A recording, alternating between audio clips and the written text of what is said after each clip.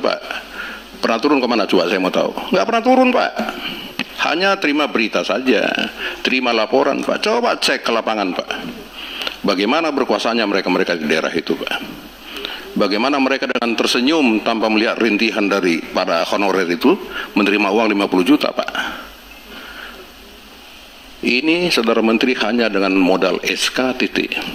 Maka evaluasi Pak SKTT itu. Nggak ada gunanya itu Pak. Ini kan penyebab honorer itu karena mereka semua. Angka tenaga honorer kutip 10 juta, perpanjangan tahun depan kutip 10 juta. Kan begitu Pak.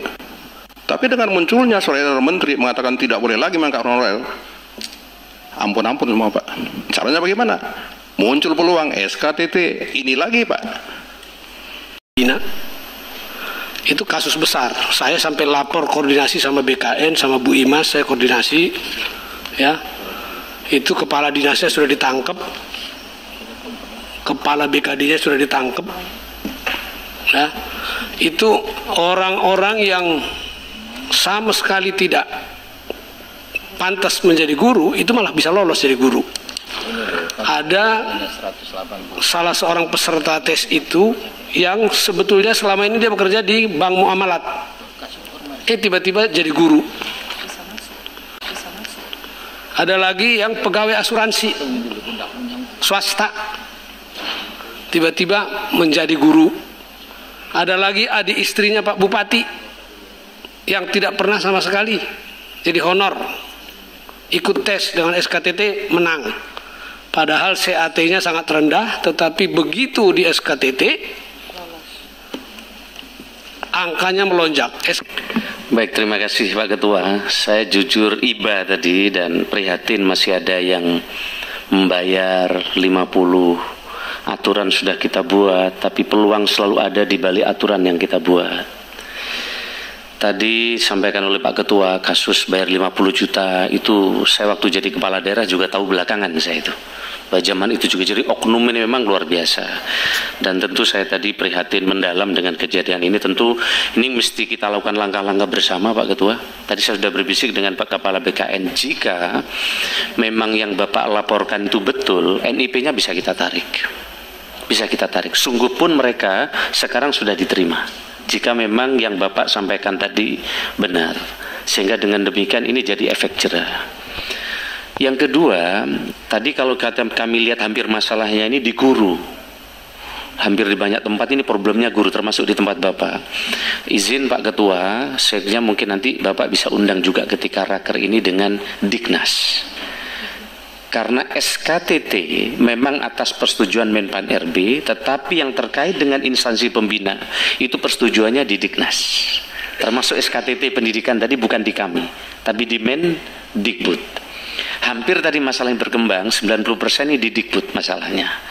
Saya langsung berbisik tadi, cek coba BK Kanrek terkait dengan pegawai PU, dan betul jika ada bagai asuransi tadi diterima, mestinya tidak bisa kalau tidak ada dapodik.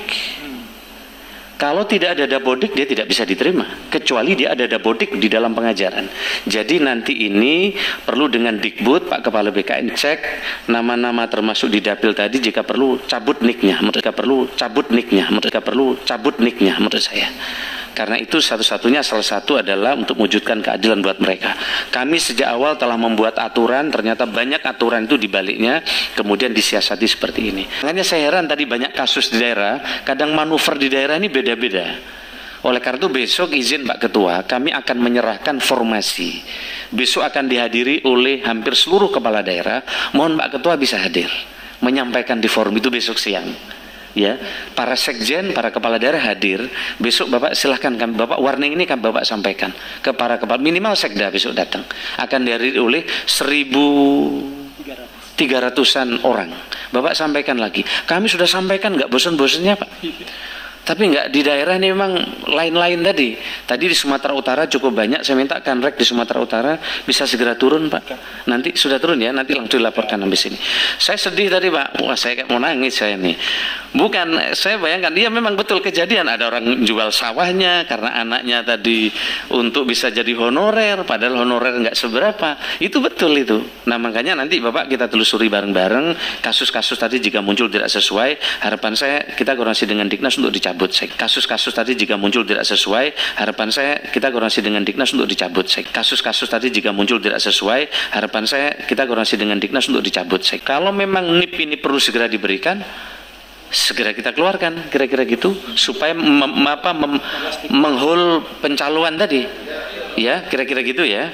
Karena itu nanti izin Pak Ketua bisa datang besok, Bapak sampaikan ini komitmen Komisi 2 dan kita untuk menyelesaikan, jangan diselip-selipin lagi, karena aturannya udah jelas, mereka nggak bisa nyelipin.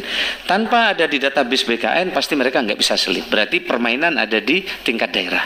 Nah, gimana caranya permainan tidak ada? Mari Bapak cari rumus kami, kadang permainan lebih tinggi dibanding aturan yang bikin aturan ini. Jadi untuk kasus Madinah dan 5 kabupaten kota di Sumatera Utara, Pak Pimpinan, itu sebetulnya sudah kita tindaklanjuti. Jadi kita sudah koordinasi dengan Polda Sumatera Utara, sudah ditetapkan tersangkanya, kepala dinas dan pejabat yang terkait.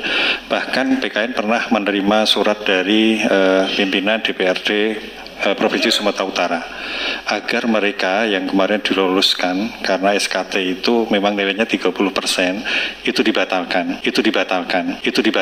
Kalau dilihat dari nilainya itu sebelum ada SKTT itu memang di bawah dari mereka yang seharusnya lolos karena mungkin SKTT-nya tidak bagus.